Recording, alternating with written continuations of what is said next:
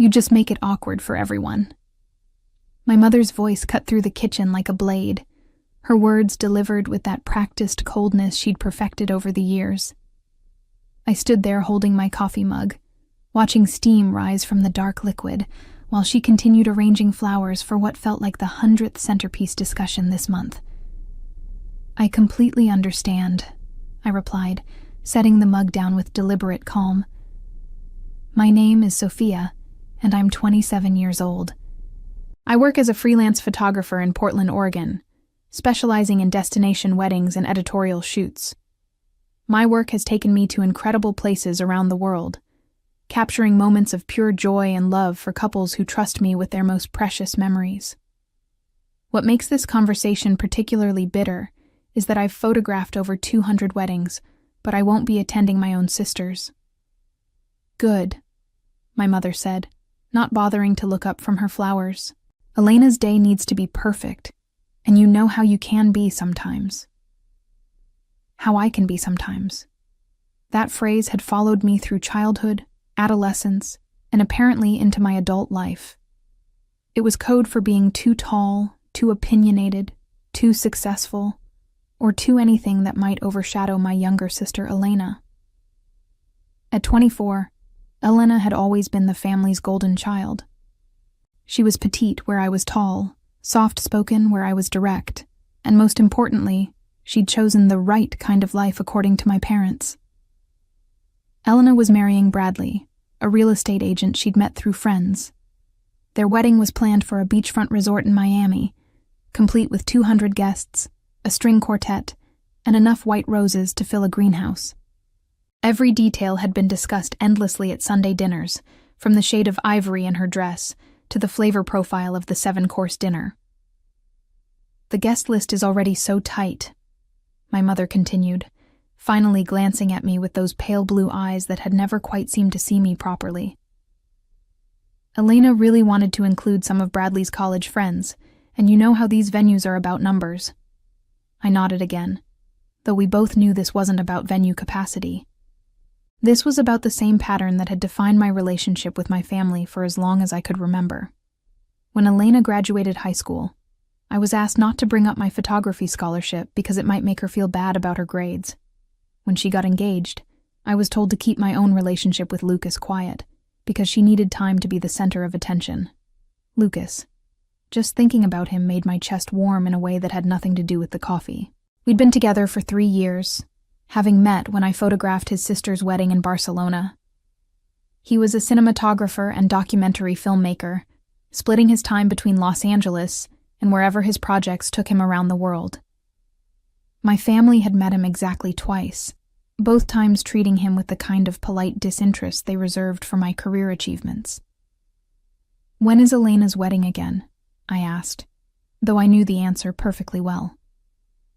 "October 15th. The ceremony starts at 4, and we're doing photographs on the beach at sunset." My mother's voice softened when she talked about Elena's plans, the way it never did when discussing my work. "She's going to look absolutely stunning. Bradley's grandmother is letting her wear the family pearls." October 15th. I filed that date away carefully, though for reasons my mother couldn't imagine.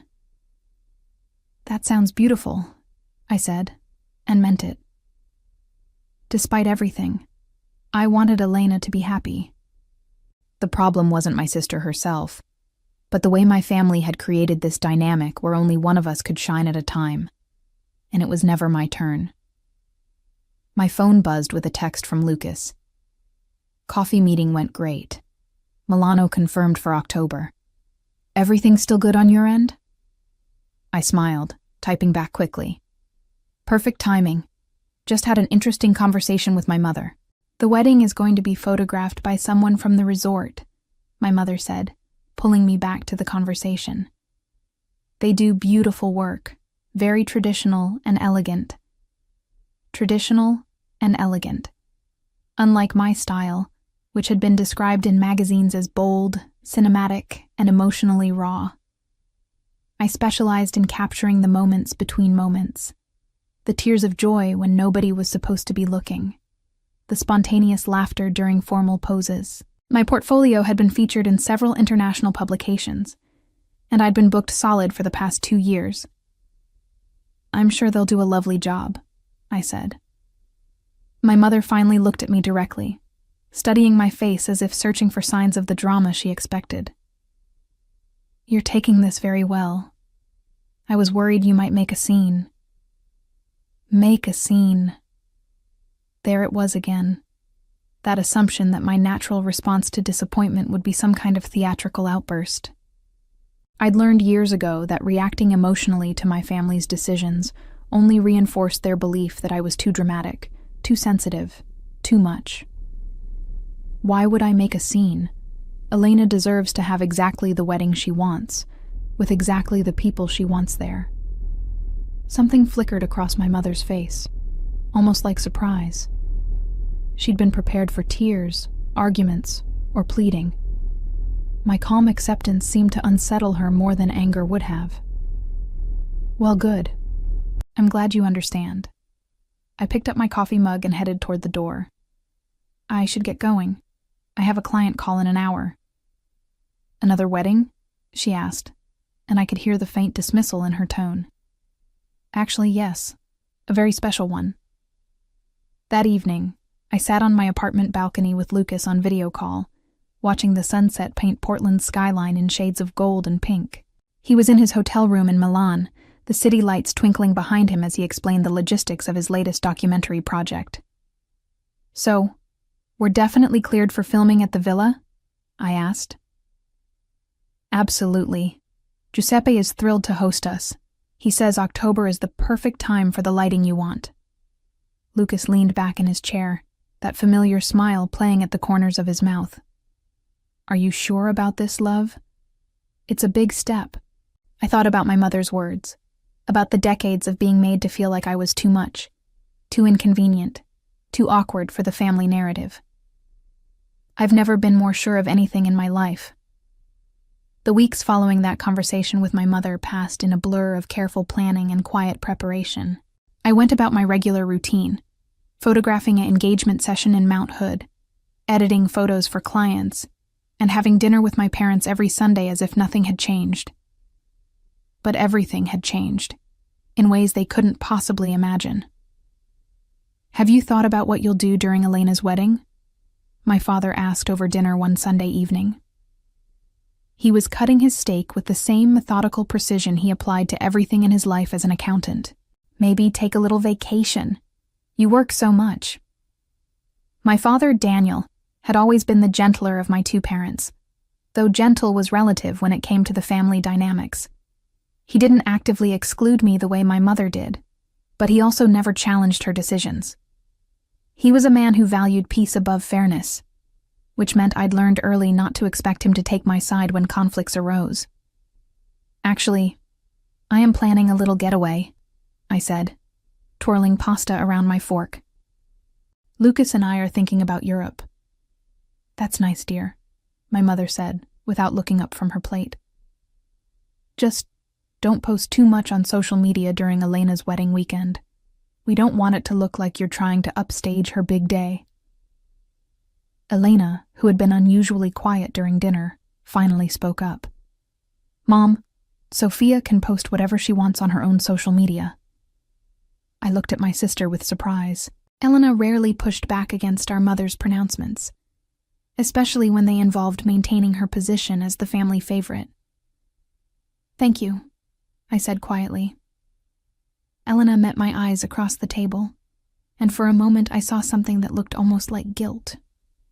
We'd been close as children, before the favoritism became so pronounced, before every achievement of mine became a threat to her specialness. Sometimes I wondered if she missed that closeness too. "I just think everyone should be able to enjoy their own life," Elena said, then quickly returned to her dinner. My mother's lips pressed into a thin line, but she didn't respond directly. Instead, she launched into a detailed description of the floral arrangements for the wedding, complete with Latin names for various exotic blooms. I listened with half an ear, my mind drifting to the very different plans Lucas and I had been making. Over the past 3 weeks, we'd had numerous video calls with Giuseppe, the owner of a stunning villa in the hills outside Palermo, Sicily. The property had been in his family for generations, with terraced gardens that overlooked the Mediterranean Sea and architecture that told stories of centuries past. Giuseppe himself was a retired film director who now rented his home for special events, and he'd been immediately enchanted by our project. "The light in October is magical," he'd told us during our first conversation, his English heavily accented but clear. "Golden hour lasts forever, and the garden will still have late roses blooming. You will create something beautiful here." Beautiful was an understatement. The villa was a dreamscape of ancient stone walls covered in climbing jasmine, terraces lined with olive trees, and views that stretched endlessly over turquoise water. It was the kind of place that existed in fairy tales and high-end travel magazines, completely different from anything my family could imagine. "Sophia, are you listening?" My mother's sharp voice cut through my reverie. "Sorry, what?" "I was asking if you needed us to recommend a hotel in Miami for your getaway. Since you'll be traveling that weekend anyway, you might as well go somewhere nice." The irony was almost too perfect to bear. "That's thoughtful, but we're not going to Miami." "Oh? Where are you thinking?" "Italy, Sicily, specifically." I kept my voice casual, though my heart was racing. "Lucas has some work there, and I've always wanted to see Palermo." My father perked up with interest. "Sicily? That sounds fascinating. I read an article about the food scene there in National Geographic." "The photography opportunities should be incredible," I said. "Ancient architecture, Mediterranean light, dramatic landscapes. It's exactly the kind of setting that makes for memorable images." Elena was watching me curiously now, as if sensing there was more to my plans than a simple vacation. She'd always been perceptive, even when we were kids. It was one of the things I'd missed about our relationship. "How long will you be there?" she asked.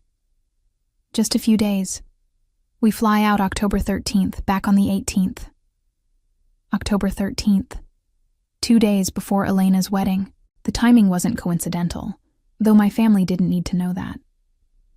After dinner, Elena walked me to my car, something she rarely did anymore. The evening air was crisp with the first hint of autumn, and the streetlights cast long shadows across the suburban driveway where I'd learned to drive, where we'd played countless games of basketball as kids. "Sophia," she said as I unlocked my car door. "Are you okay? About the wedding, I mean." I turned to face her, studying the expression on her face. Elena had inherited my mother's delicate features and my father's kind eyes, but right now she looked troubled. "I'm fine," I said honestly. "I want you to have the perfect day you've always dreamed of." "But don't you think it's unfair? Mom not inviting you?" The question surprised me. Elena had never acknowledged the family dynamic so directly before. "It's her decision," I said carefully. "And yours. If you really wanted me there, I would be there."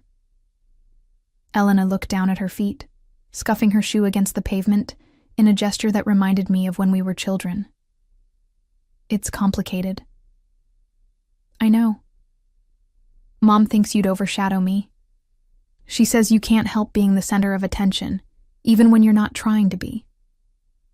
The words stung, even though I'd heard variations of them my entire life. "And what do you think?" Elena was quiet for a long moment, the weight of honesty hanging between us. "I think you're incredibly talented and successful, and sometimes that makes me feel small. But that's my problem, not yours." It was the most honest conversation we'd had in years, maybe ever. I reached out and squeezed her hand. "You're going to be a beautiful bride, Elena, and Bradley is lucky to have you." She squeezed back, then let go. "Have a wonderful time in Italy." As I drove home through the quiet Portland streets, I thought about that moment of connection with my sister and felt a pang of something that might have been regret. But then I remembered my mother's casual cruelty, the decades of being made to feel like I was too much for my own family and my resolve solidified once again.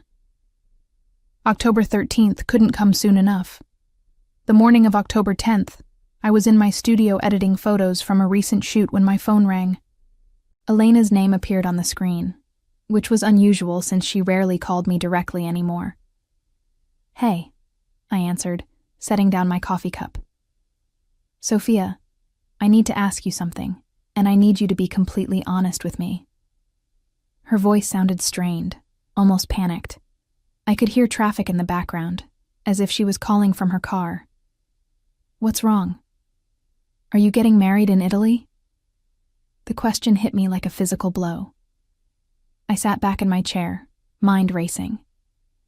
There was no way she could know. We'd been incredibly careful about our planning, keeping everything private between Lucas, Giuseppe, and the small team of vendors we'd hired in Sicily. "What makes you ask that?" "Sophia, please, just answer me." I could hear the desperation in her voice, and despite everything, she was still my sister. But I also knew that anything I told Elena would likely make its way back to my parents, and our plan depended on secrecy until the right moment. "Why would you think that?" "Because Jessica's cousin works at the Italian consulate, and she saw your name on a marriage license application for Palermo.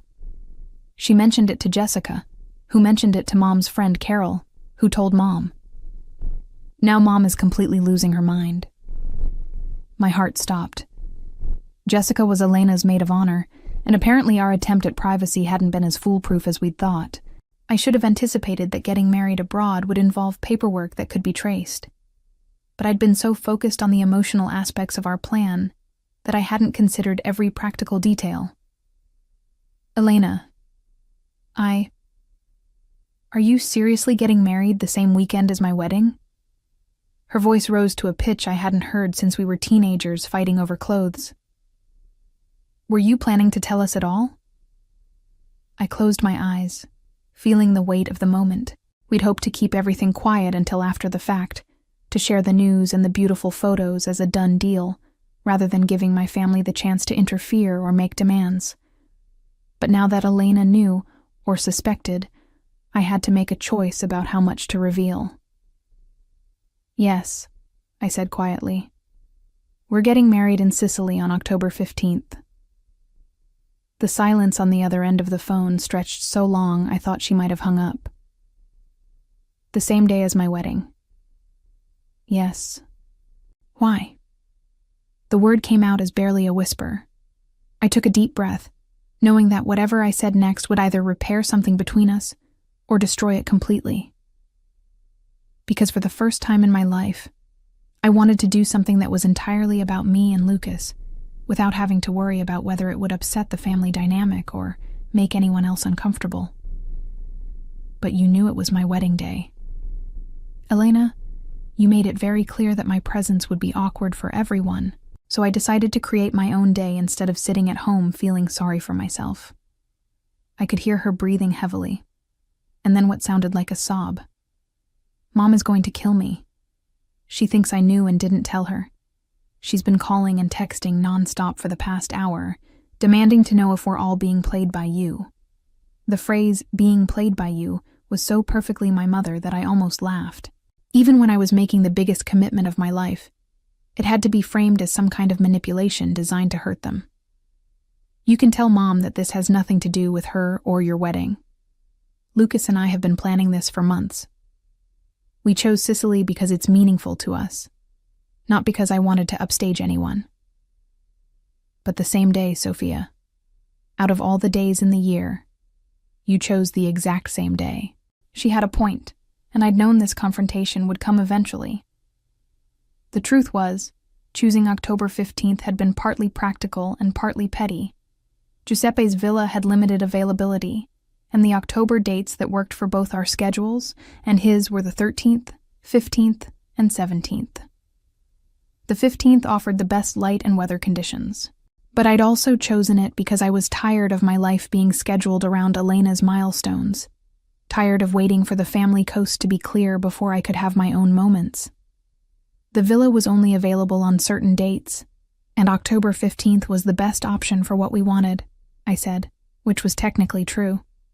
This is insane. Do you have any idea what you're doing to the family? What am I doing to the family, Elena?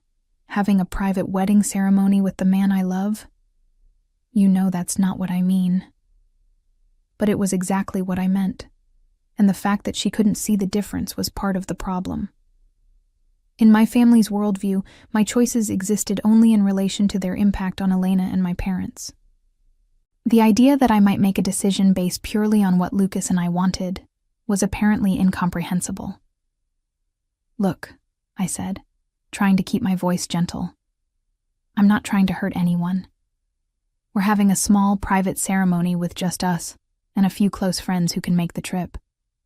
We weren't planning to announce it until afterward, precisely because I didn't want it to interfere with your day. A few close friends? Who?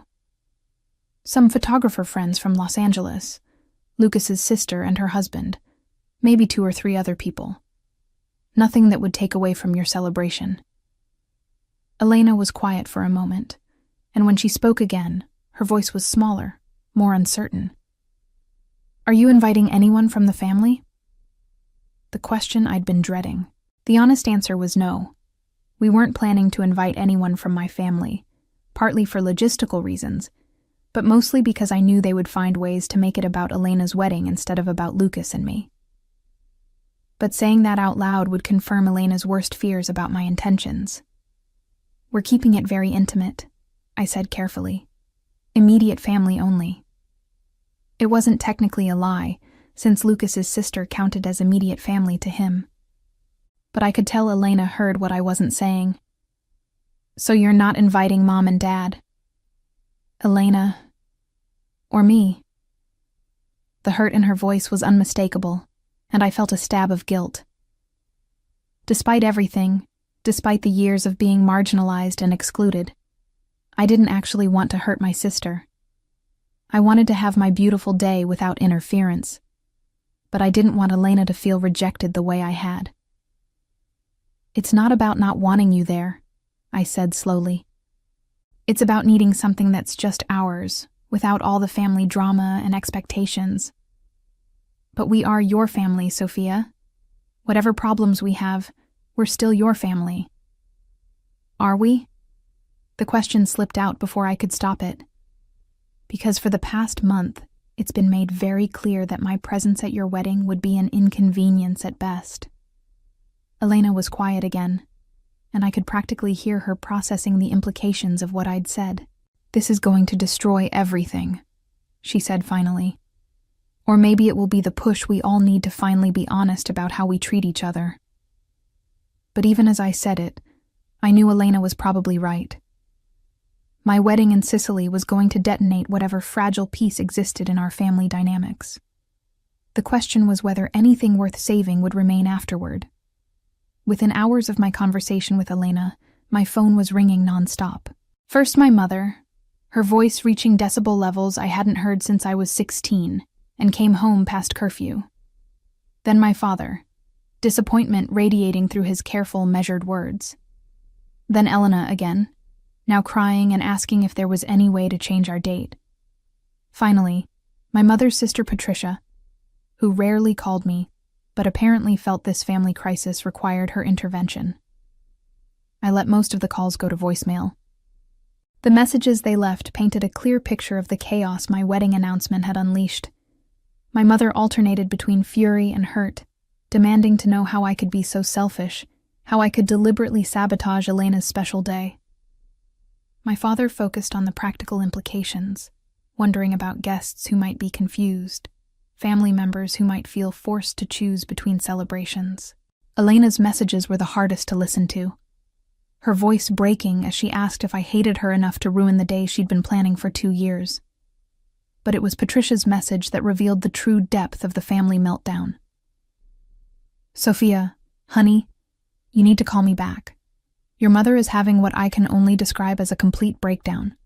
She's convinced you planned this whole thing as revenge for not being invited to Elena's wedding, and she's talking about calling off the Miami ceremony entirely. Elena is hysterical. Bridesmaid dress appointments are being canceled.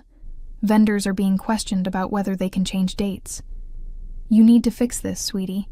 Whatever point you're trying to make, you've made it. Now please, for the love of God, fix this."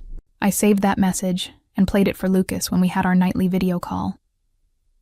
He listened with the same expression he wore when watching particularly absurd reality television, a mixture of disbelief and fascination.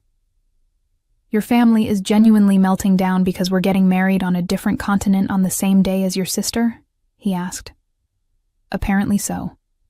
Lucas was quiet for a moment, his face thoughtful in the blue light of his laptop screen.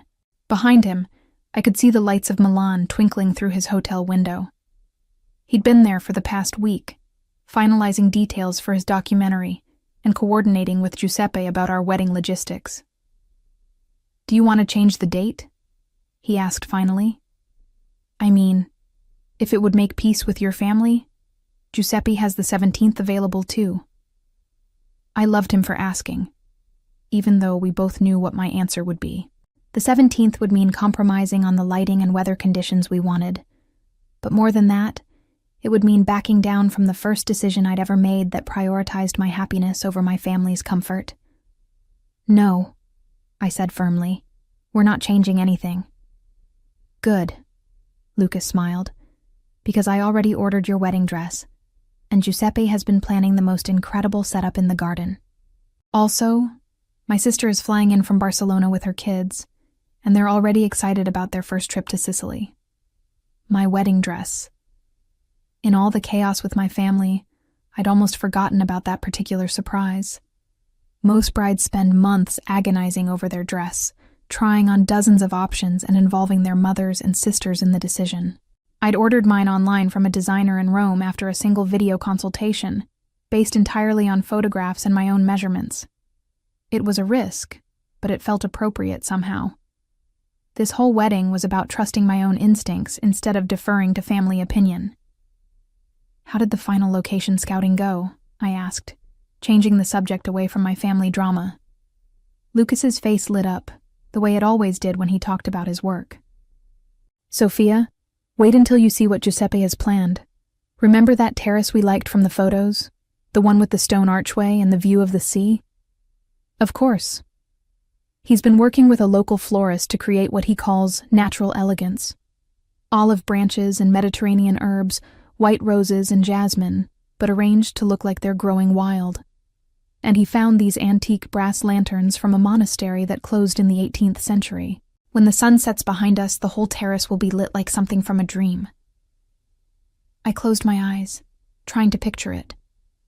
After spending years photographing other people's weddings, I developed strong opinions about what made ceremonies truly beautiful versus merely expensive.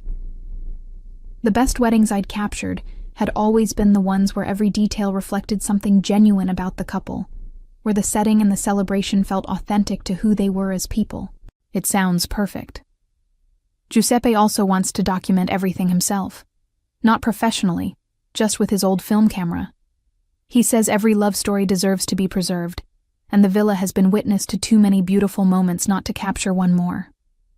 Giuseppe's enthusiasm for our wedding had been one of the unexpected joys of this process. When we'd first contacted him about renting the villa, I'd been prepared for the usual vendor interactions, professional but impersonal. Instead, we'd found someone who seemed genuinely invested in creating magic for us.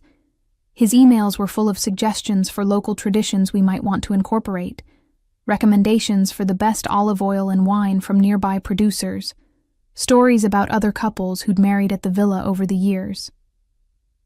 Has he mentioned anything about the photography setup we discussed? Everything's confirmed. The local crew he recommended seems fantastic, and they understand your vision completely. Natural light, candid moments, emphasis on the landscape, and the intimacy of the ceremony rather than formal poses. This was another way our wedding was different from Elena's elaborate Miami affair. Instead of hiring a traditional wedding photographer, we decided that Lucas would handle filming, while a local crew I'd connected with through professional networks would capture still images. The goal was documentation that felt more like fine art than typical wedding photography. Images that would tell the story of the day, rather than just recording its events. My phone buzzed with another text from Elena. "Please call me back. We need to talk about this. I showed Lucas the message, and he sighed. You know you're going to have to deal with this eventually. I know. I just need a little more time to think about what I want to say. The truth was, I'd been avoiding my family's calls, not because I didn't know what to say, but because I knew exactly what would happen once I engaged with their panic. They would demand explanations, compromises, changes to our plans that would make them more comfortable. My mother would cry. Elena would guilt me about ruining her dreams, and my father would suggest family therapy, or cooling off periods, or some other attempt to manage the conflict, rather than address its root causes. What if, Lucas said slowly, we just let them be upset? What do you mean? I mean, what if we acknowledge that they're hurt and angry, but we don't let that change our plans? What if we have our beautiful wedding in Sicily, and we share it with the world afterward, and we let the family drama be their problem to solve? It was a radical thought, at least for someone raised in my family's ecosystem of careful emotional management. I'd been trained from childhood to monitor everyone else's feelings, to adjust my behavior to keep the peace, to make myself smaller whenever my presence threatened the family's equilibrium. They'll never forgive me. Maybe they will, maybe they won't. But Sophia, you've spent 27 years trying to earn their approval, and where has it gotten you? You weren't even invited to your own sister's wedding. He was right, of course, and somewhere beneath the guilt and anxiety about my family's reaction, I felt a growing excitement about our plans that had nothing to do with revenge or proving points. I was going to marry the man I loved in one of the most beautiful places on earth, surrounded by people who actually wanted to be there. Whatever chaos that decision created for my family was honestly secondary to the joy of that fact. Okay, I said. Let them be upset. Really? Really. We're getting married in Sicily on October 15th, and it's going to be perfect. Lucas grinned, and I felt some of the tension I'd been carrying since Elena's phone call finally start to ease. Giuseppe is going to be so happy. He's been worrying that the family drama might make you want to cancel. Never. If anything, it's making me more determined to have exactly the wedding we want. After we hung up, I poured myself a glass of wine and sat on my balcony, looking out over Portland's evening skyline. In 5 days, I'd be on a plane to Sicily. In 6 days, I'd be married to Lucas in Giuseppe's garden, while my family attended Elena's beach wedding in Miami. The thought should have made me sad, or at least conflicted. Instead, it filled me with the kind of anticipation I hadn't felt in years. For the first time in my adult life, I was about to do something entirely for myself, without compromise or apology. My phone buzzed with one more text from Elena. I love you, even if I don't understand this. I typed back, I love you too. Have the most beautiful wedding day. And I meant it. Despite everything, I wanted Elena to be happy. I just refused to sacrifice my own happiness to guarantee hers. The flight to Rome was 11 hours of forced stillness that gave me too much time to think. Lucas met me at Fiumicino Airport with his camera bag slung over one shoulder, and the biggest smile I'd seen in weeks. After 2 months of video calls and careful planning from different continents, having him solid and real in front of me felt like coming home. How are you holding up? He asked as we waited for our connection to Palermo, his arm around my shoulders in the busy terminal. Better now that I'm here with you. It was true. The past few days in Portland had been a barrage of increasingly desperate calls from my family. My mother had escalated from anger to bargaining, offering to add me to Elena's guest list at the last minute if I would just cancel my plans. Elena had tried guilt, reminding me of all the family traditions I was breaking. My father had attempted logic, laying out practical concerns about the cost and complexity of having 2 family weddings on the same day. I'd listened to all of it with growing determination to see our original plan through. Any final family drama before you left? Lucas asked. My mother showed up at my apartment yesterday morning at 7 a.m. with coffee and pastries, trying one last time to convince me to postpone. What did you tell her?" "That I'd see her when we got back, and that I hoped Elena's wedding was everything she'd dreamed of." Lucas squeezed my shoulder. "You're handling this with way more grace than I would."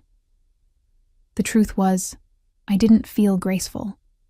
I felt exhausted by the emotional manipulation, frustrated by my family's inability to see beyond their own narrative, and increasingly angry about the years I'd spent accommodating their dysfunction. But I also felt something new, a sense of clarity about what I wanted my life to look like going forward. Our flight to Palermo was delayed by an hour, which meant we didn't reach the villa until after sunset. But even in the gathering darkness, the property was magical. Giuseppe met us at the iron gates with a lantern, like something from a fairy tale, and led us up the winding stone path to the main house. "Welcome, welcome," he said, embracing us both with the warmth that had made his emails so endearing. "You must be exhausted, but tomorrow you will see everything in proper light. Tonight, we eat and rest." The villa was even more stunning than the photographs had suggested. Ancient stone walls held the warmth of the day, and every window looked out onto terraced gardens that seemed to tumble down toward the sea. Giuseppe had prepared a simple dinner of local cheese, olives, bread, and wine that tasted like sunshine. We ate on a terrace lit by candles, listening to the distant sound of waves and the night songs of crickets. "Tomorrow, the florist comes early to begin the arrangements," Giuseppe told us over wine. "And your photographer friends arrive at noon, yes? Everything is prepared." "Thank you for making this so special for us," I said. "I know it's been more complicated than usual, with all the coordination from different countries." Giuseppe waved a dismissive hand. "Love is never complicated. Sometimes families are complicated, but love itself is simple. You two love each other. You want to marry. You want to do it somewhere beautiful. This is not complicated." His matter-of-fact assessment of our situation was exactly what I needed to hear. After weeks of family drama that had made our wedding feel like an act of rebellion or revenge, Giuseppe's perspective reminded me that at its core, this was just about Lucas and me making a commitment to each other. The next morning, October 14th, I woke to sunlight streaming through the bedroom windows and the sound of Italian voices in the garden below. Giuseppe was directing the florist and her assistants as they transformed the terrace into something from a dream. I watched from the window as they wove jasmine through the stone archway and arranged clusters of white roses among olive branches, creating exactly the natural elegance Lucas had described. "Good morning, beautiful bride," Lucas said, wrapping his arms around me from behind. "Good morning, handsome groom." We had breakfast on our private balcony, overlooking the Mediterranean. The water was the most incredible shade of turquoise I'd ever seen, and the morning light made everything look painted in gold. I understood why Giuseppe had been so confident about the October timing. The light was indeed magical. "Any regrets?"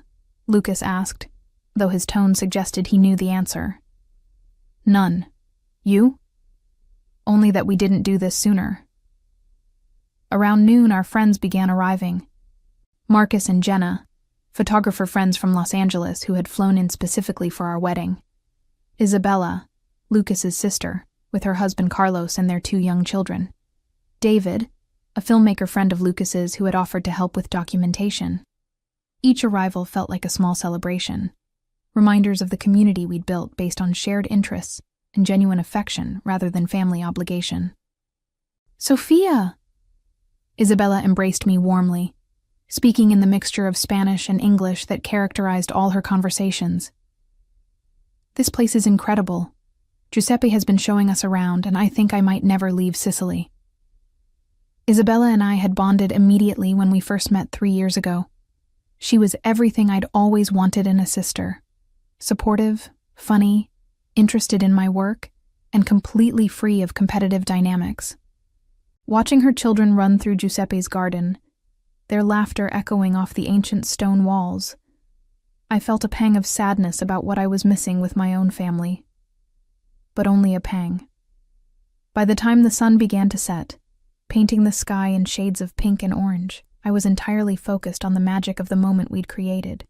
Giuseppe had outdone himself with the ceremony setup. The terrace was transformed into an intimate amphitheater, with chairs arranged in a small semicircle facing the stone archway where Lucas and I would exchange vows. The brass lanterns he'd found cast a warm glow over everything, and the scent of jasmine and rosemary filled the evening air. "Are you ready for this?" Marcus asked, as he checked his camera settings one final time. I looked at Lucas, handsome in his simple navy suit, standing beneath the archway with the Mediterranean sunset behind him. I looked at our small group of friends, all of whom had traveled halfway around the world to celebrate with us. I looked at Giuseppe, beaming with pride at what he'd helped create. I've never been more ready for anything in my life. As I walked toward the archway in my simple silk dress, carrying a bouquet of herbs and white roses that smelled like the garden itself, I felt something I'd never experienced at any of the hundreds of weddings I'd photographed. Complete presence in the moment, untainted by anxiety about anyone else's expectations or reactions. The ceremony itself was brief and perfect. Lucas and I had written our own vows, simple promises about supporting each other's dreams and choosing love even when things got complicated. Giuseppe, who had been ordained online specifically so he could marry us, spoke about the villa's long history of witnessing love stories and how honored he was to add ours to that legacy. When we kissed as husband and wife, with the sunset blazing behind us and our chosen family cheering, I felt something shift in my understanding of what happiness could look like. We were married, in defiance of my family's expectations, on the same day as Elena's Miami wedding, in one of the most beautiful places on earth. And I had never been happier. The celebration that followed our ceremony was everything a wedding reception should be. Intimate, joyful, and completely authentic to who Lucas and I were as a couple. Giuseppe had arranged for a local chef to prepare a feast using ingredients grown on the property, and we ate by candlelight on the main terrace, while a guitarist played traditional Sicilian songs. To Sophia and Lucas, Isabella raised her glass of local wine. For choosing love over convention, beauty over politics, and Sicily over Miami. Everyone laughed and cheered, though I noticed Marcus glancing at his phone with a slight frown. "Everything okay?" I asked. "Just checking the upload progress. The photos are taking forever on this Wi-Fi connection." Marcus had been documenting our entire wedding day. Not just the ceremony, but all the small moments. Getting ready in our room overlooking the sea. Giuseppe presenting us with a bottle of olive oil from his own trees. The children playing in the garden while adults shared stories over wine. True to his artistic sensibilities, he'd captured everything with the golden hour lighting and cinematic composition that had made him one of the most sought-after wedding photographers in Los Angeles. "There's no rush," I said. "We have all the time in the world." But even as I said it, I was curious about the photos myself. After years of being behind the camera at other people's weddings, seeing my own day through Marcus's lens felt surreal and wonderful. "Actually," Lucas said, pulling out his own phone, "there might be a little bit of a rush." He showed me his screen, which displayed a text from his documentary producer. "Saw the Instagram stories from Sicily. When you get back, we need to talk about a potential project. This looks incredible." "He shared some photos already?" I asked. "Just a few on Instagram. Nothing major." I pulled out my own phone, which I'd barely looked at since arriving in Sicily. My Instagram notification count was higher than I'd ever seen it. 847 likes on a photo I didn't remember posting. When I opened the app, I realized Lucas had shared several images to my account throughout the day, with my permission given earlier but forgotten in the joy of the celebration. The photos were breathtaking. One showed me walking toward the ceremony archway, my dress flowing in the evening breeze with the Mediterranean sunset, creating a halo effect behind me. Another captured Lucas and me during our vows, both of us laughing at something Giuseppe had said, pure happiness evident on our faces. A third showed our small group raising glasses in toast, the villa's ancient stone walls and trailing jasmine creating a backdrop that looked too beautiful to be real. But it was the comments that made me pause. Hundreds of them, from photographer colleagues and friends, but also from people I didn't recognize. This is the most beautiful wedding I've ever seen. Where is this place? I need to get married here immediately. The light in these photos is incredible. Sicily looks like a fairy tale. I've been following your work for years, but these personal photos are your masterpiece. Wait, is this the same weekend as your sister's wedding? Didn't you mention that drama? That last comment made my stomach drop. I scrolled through more responses, realizing that several people were connecting my Sicily wedding to the family situation I'd mentioned in passing during previous posts. "Oh no," I whispered. "What?" Lucas looked concerned. Before I could answer, my phone started buzzing with a call from Elena. I declined it, but within seconds she was calling again. "I should probably take this," I said, stepping away from the group. "Sophia?" Elena's voice was tight with an emotion I couldn't identify. "What the hell is happening on your Instagram?" "What do you mean?" "I mean, your wedding photos have been shared by like 50 different photography accounts. People are reposting them everywhere, and some blogger just posted an article called "The Most Romantic Wedding in Sicily," with all your pictures. I felt the blood drain from my face. A blogger? Wedding inspiration accounts are going crazy over your photos. That picture of you walking toward Lucas with the sunset behind you has been shared like 1,000 times in the past hour. This wasn't supposed to happen. We'd planned to share some photos after we returned from our honeymoon, but quietly, privately, with family and close friends. The idea that our intimate ceremony was somehow going viral hadn't occurred to me. "Elena, I need to call you back." "No, wait. Mom is losing her mind. She's been getting calls from people asking about your wedding, and she didn't even know the photos existed. Aunt Patricia saw them shared in some wedding Facebook group and called Mom crying because she thought she'd missed some big family celebration." "I can explain. People are asking me why I wasn't at my own sister's wedding. Do you understand what this is doing to our family?" Before I could respond, Elena hung up. I stared at my phone, watching as the notification count continued climbing. My Instagram followers had jumped from 3,000 to over 15,000 in the space of a few hours.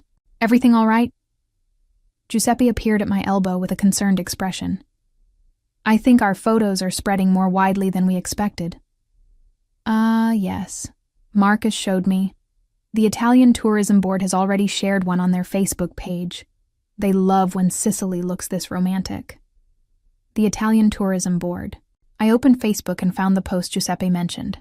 Our photo from the ceremony, with a caption in Italian and English about Sicily being the perfect destination for couples seeking magic and beauty.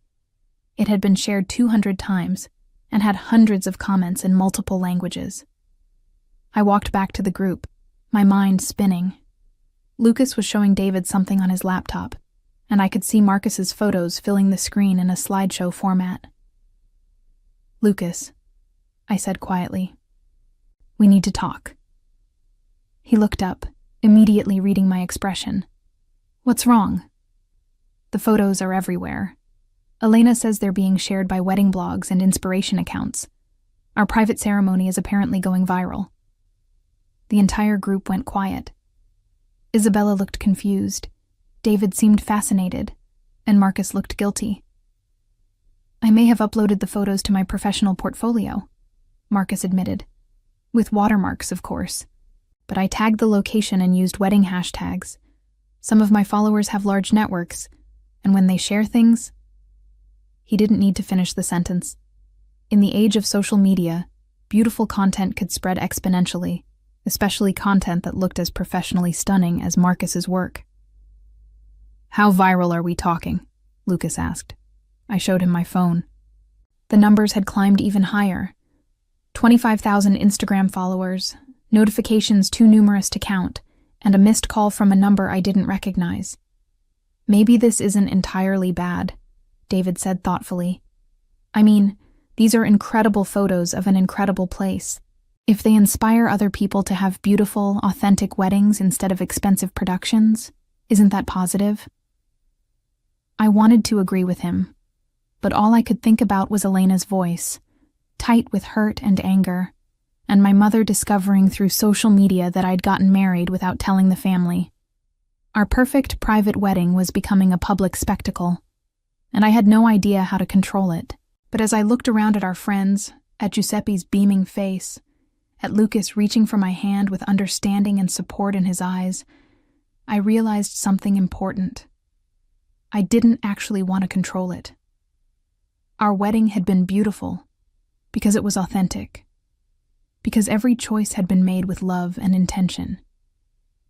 If the world wanted to celebrate that, maybe that wasn't such a terrible thing after all. By the morning of October 16th, our wedding photos had exploded across every social media platform I could think of. What had started as Marcus sharing a few images to his professional portfolio had become something I'd never experienced before. Genuine viral content that seemed to have a life of its own. "Sophia, you need to see this," Lucas said, bringing his laptop to our breakfast table on the villa's terrace. The Mediterranean morning was perfect, with golden light streaming through the olive trees, and the scent of Giuseppe's garden herbs carried on a gentle breeze. It should have been the most peaceful moment of our honeymoon, but instead I was staring at numbers that didn't seem real.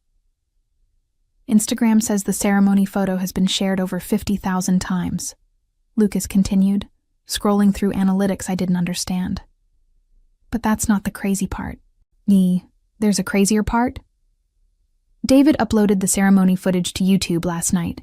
You know, that 10-minute film he put together with all the natural sound and the sunset shots? He said he wanted to create something cinematic for us as a wedding gift. I remember David working on his laptop during our reception, muttering about light levels and audio quality with the same intensity Lucas brought to his documentary projects. He'd shown us a few minutes of rough footage before we all went to bed, and it had been beautiful. More like a short film than typical wedding videography. "How many views?" I asked, though I was starting to suspect the answer would be overwhelming. 2 million and climbing. In less than 12 hours. I stared at Lucas, then at the laptop screen showing a view counter that seemed to be updating in real time. 2 million people had watched our wedding ceremony. 2 million strangers had seen the most intimate, personal moment of my life. That can't be right. It's right. Look at the comments. Lucas scrolled down to reveal hundreds of responses in multiple languages. People were calling it the most beautiful wedding they'd ever seen, asking about the location, praising the cinematography, and sharing their own stories about choosing love over family expectations. Many had clearly connected our story to the broader narrative about following your dreams instead of conforming to other people's expectations. "This one's my favorite," Lucas said, pointing to a comment from someone in Australia. "I've been planning a huge, expensive wedding to make my parents happy, but this made me realize I'd rather have something meaningful with just the people who truly support us. Thank you for showing what authentic love looks like." Despite my anxiety about the publicity, that comment made me smile. If our choice to prioritize authenticity over family politics was inspiring other couples to think differently about their own celebrations, maybe the viral attention wasn't entirely unwelcome. My phone rang, interrupting my thoughts. Elena's name on the screen. "I should take this," I said to Lucas, walking to a quiet corner of the terrace. "Sophia, what is happening?" Elena's voice was strained, almost panicked. "Do you know that your wedding video has been shared by Good Morning America and some British talk show? Mom is getting calls from reporters asking for comments about the family rift that inspired your escape to Italy." Reporters. The word hit me like cold water. I'd been focused on the social media aspect of our viral moment, but I hadn't considered that traditional media might pick up the story. What kind of reporters? Entertainment reporters, mostly. But also some lifestyle bloggers who are treating this like some kind of fairy tale romance. They're calling it the wedding that broke the internet and love wins in Sicily. There's speculation about why your family wasn't there, and people are creating their own narratives about family drama and romantic rebellion. I closed my eyes, trying to process the implications. Our private moment of choosing love over family dysfunction was being turned into entertainment content for millions of strangers. Elena, I never intended for any of this to happen. But you're not exactly stopping it either, are you? She had a point. David had asked permission before uploading the video to YouTube, and I'd said yes without thinking about potential consequences. Marcus had been sharing photos with my knowledge and consent.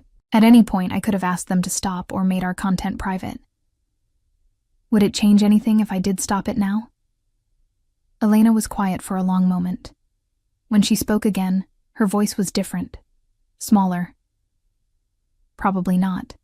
It's already everywhere. Mom showed me a Facebook post from someone in our own neighborhood sharing your photos and talking about how romantic it was that you escaped family drama to find true love in Italy. Our neighborhood. People who knew our family personally were now seeing our wedding story framed as an escape from family drama, which wasn't entirely inaccurate, but was much more public than I'd ever intended. How was your wedding?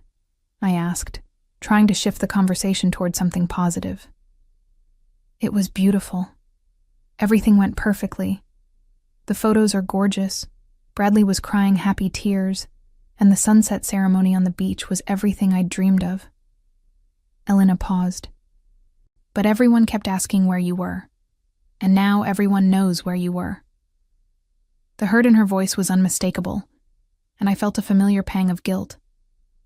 Despite everything that had led to this moment, I didn't actually want my sister to feel overshadowed or upstaged on her wedding day.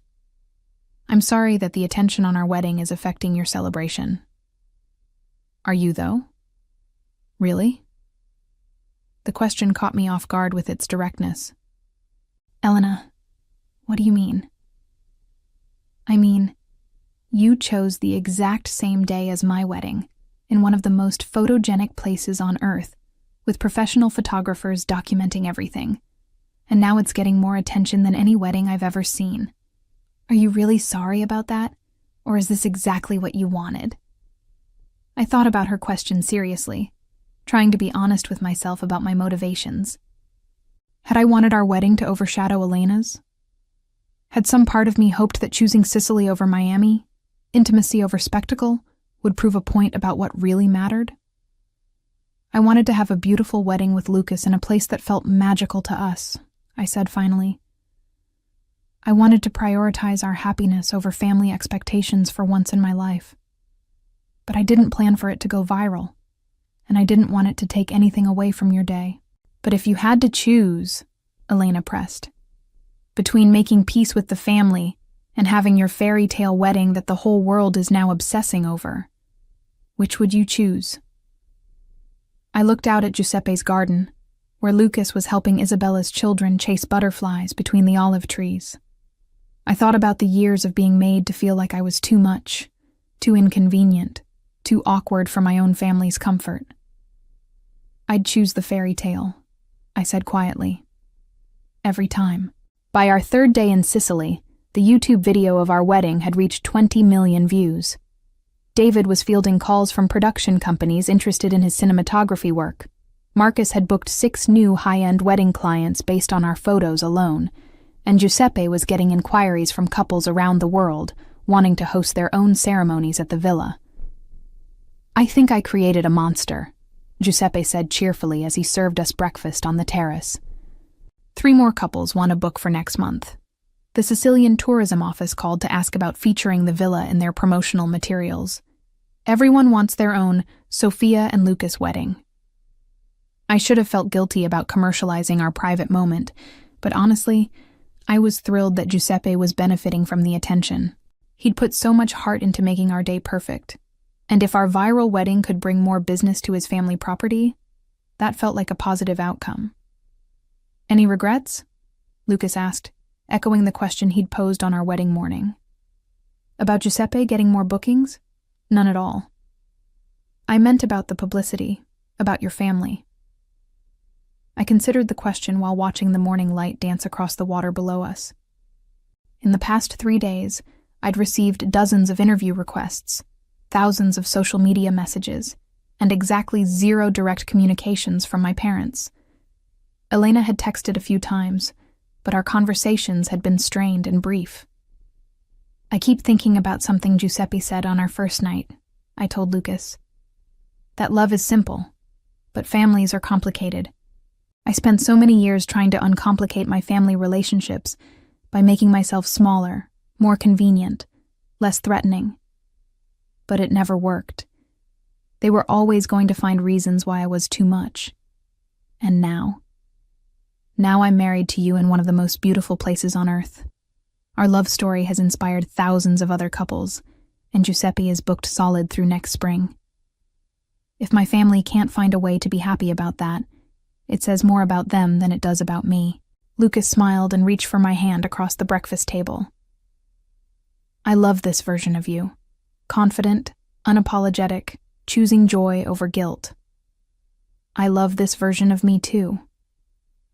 My phone buzzed with a notification from YouTube. The wedding video had hit 30 million views overnight, and the comments section had become a fascinating glimpse into how strangers were interpreting our story. Many viewers had clearly researched the background, piecing together from various social media clues that I hadn't been invited to my sister's wedding and had chosen to create my own celebration instead.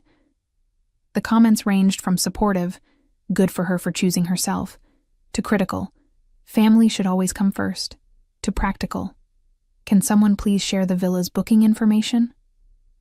But the overwhelming response was positive, with people sharing their own stories about difficult family dynamics and finding the courage to prioritize their own happiness.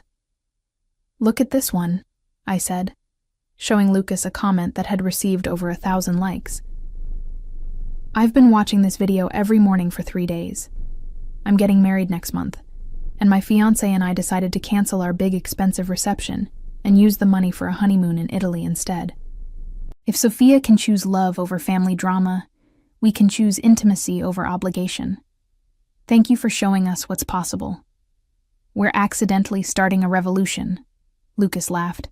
"A revolution of people choosing authenticity over expectations. I can live with that." Around noon, David approached us with his laptop and an expression I couldn't read. "So," he said, sitting down at our table, "I have news. Good news, I think, but it's also a lot." "More interview requests?" I asked. "The Ellen DeGeneres show wants to fly us to Los Angeles to talk about the wedding and the viral response.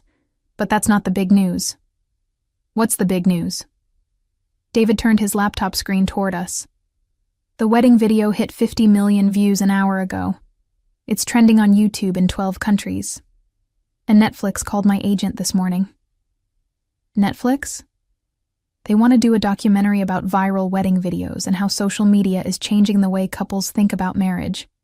Our video would be the centerpiece, but they'd also interview other couples who've had similar experiences. Think of it as a cultural examination of authenticity versus spectacle in modern relationships." I stared at David, then at Lucas, trying to process what he was telling us. Netflix wanted to make a documentary about our wedding, about the choice we'd made to prioritize our happiness over my family's comfort. "That's incredible," Lucas said slowly. "Also terrifying." "What would be involved?" I asked. "Interviews with both of you about your decision to get married in Sicily, the family dynamics that led to that choice, and the viral response. They'd also want to film some follow-up footage here at the villa, interview Giuseppe about his perspective, maybe talk to some of the couples who've booked weddings here because of your video. A Netflix documentary. About us. About the choice that had seemed so simple when we made it, but had apparently resonated with millions of people around the world." "Can we think about it?" Lucas asked. "Of course. But they want an answer relatively soon. The cultural moment around your video is happening now, and documentaries work best when they capture things in real time." After David left us alone to discuss his news, Lucas and I walked down through Giuseppe's gardens toward the sea. The afternoon was warm and perfect, with the kind of golden light that had made our wedding photos so magical. It was hard to believe that just a week ago, I'd been in Portland listening to my mother explain why I wasn't welcome at Elena's wedding. "A documentary feels like making this whole thing even more public," I said eventually. "It does. But maybe that's not entirely bad. If our story can help other people think differently about family expectations and personal choices, isn't that worth something?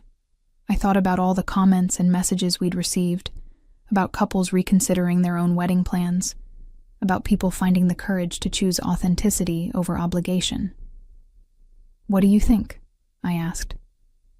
"I think," Lucas said, stopping to face me with the Mediterranean sparkling behind him, "that we've already changed our own lives. If we want to help other people change theirs, this might be how we do it."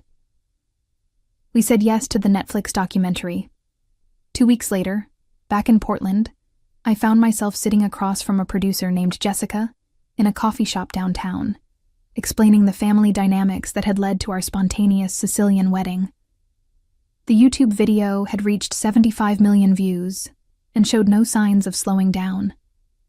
Giuseppe's villa was booked solid for the next 18 months, and Sophia and Lucas weddings had become a trending search term for couples looking for intimate destination ceremony inspiration. "What I find fascinating about your story," Jessica said, adjusting her recording equipment, "is how it taps into this broader cultural conversation about authenticity versus spectacle, about choosing personal happiness over family expectations. Your video has sparked thousands of conversations online about what weddings should really be about." "We never intended to start a cultural conversation," I said. "We just wanted to get married somewhere beautiful without having to manage other people's emotions about our choices." "But that's exactly why it resonated. You made a decision that prioritized your own joy, and you did it without apology or explanation. In a world where people are constantly performing their lives for others, that kind of authenticity is rare." The irony wasn't lost on me that our attempt to escape public scrutiny had resulted in more public attention than I'd ever imagined possible.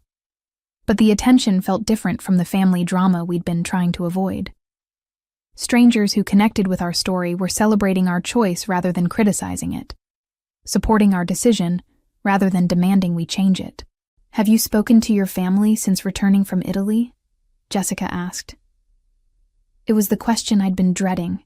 The answer was complicated and painful in ways I wasn't sure I wanted to share with Netflix's audience. "My sister and I have texted a few times. My parents and I haven't spoken directly since before the wedding." "How does that feel?" I thought about Elena's last text, sent 3 days earlier. I saw the Netflix announcement. "I'm happy that good things are happening for you, even if I don't understand any of this." I thought about my parents' silence, which felt both hurtful and liberating.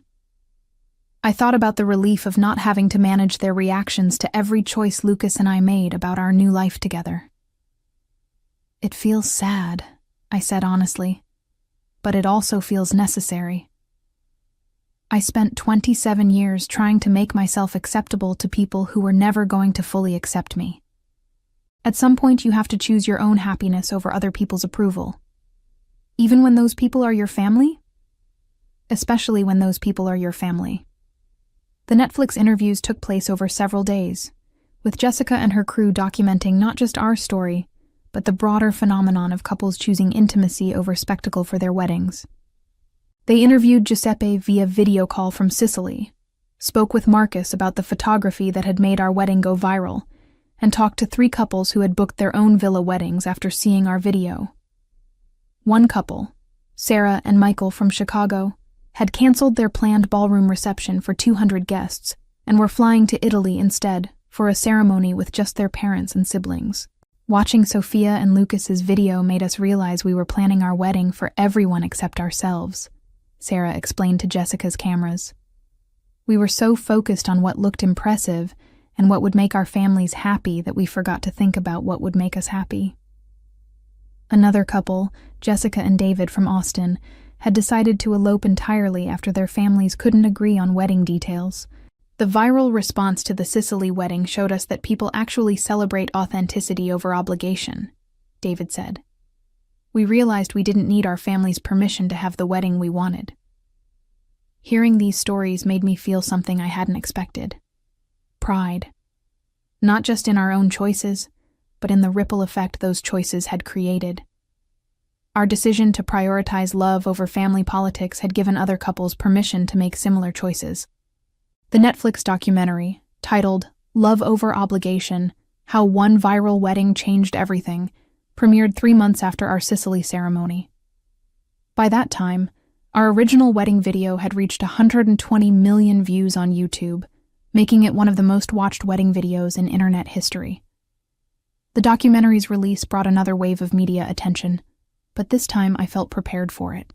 Lucas and I appeared on several talk shows, did magazine interviews, and even spoke at a conference about social media and cultural change. Throughout it all, we maintained the same message: that choosing authenticity over expectation wasn't just about weddings, but about how we decided to live our entire lives. The most unexpected outcome of our viral fame was a book deal. A publisher approached us about writing a guide for couples navigating family expectations around weddings, relationships, and major life decisions. The book, Your Day, Your Way, Choosing Love Over Obligation, became a bestseller and led to speaking opportunities around the country. Through it all, my family remained largely silent. Elena and I exchanged occasional messages, but the relationship felt permanently changed. My parents never reached out directly, though I heard through mutual friends that they'd watched the Netflix documentary and found it hurtful but well-produced. The silence should have devastated me, but instead it felt like confirmation that I'd made the right choice. People who truly loved me would have found ways to celebrate my happiness, even if they didn't understand my decisions. The fact that my family couldn't do that said more about their limitations than mine.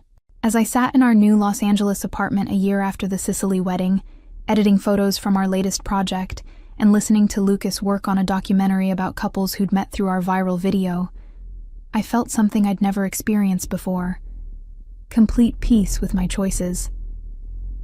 Our viral wedding had started as an act of quiet rebellion, a decision to choose joy over obligation. It had become something much larger, a cultural moment that gave thousands of people permission to prioritize their own happiness over other people's expectations.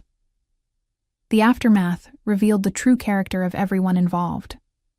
My parents and Elena, faced with evidence of their own behavior, chose defensiveness over reflection and silence over reconciliation.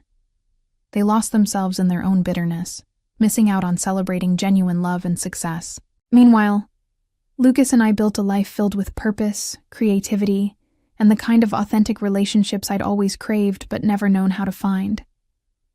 Looking back on that moment in my mother's kitchen when she told me I'd make Elena's wedding awkward, I realized she'd given me the greatest gift possible, the push I needed to finally choose myself.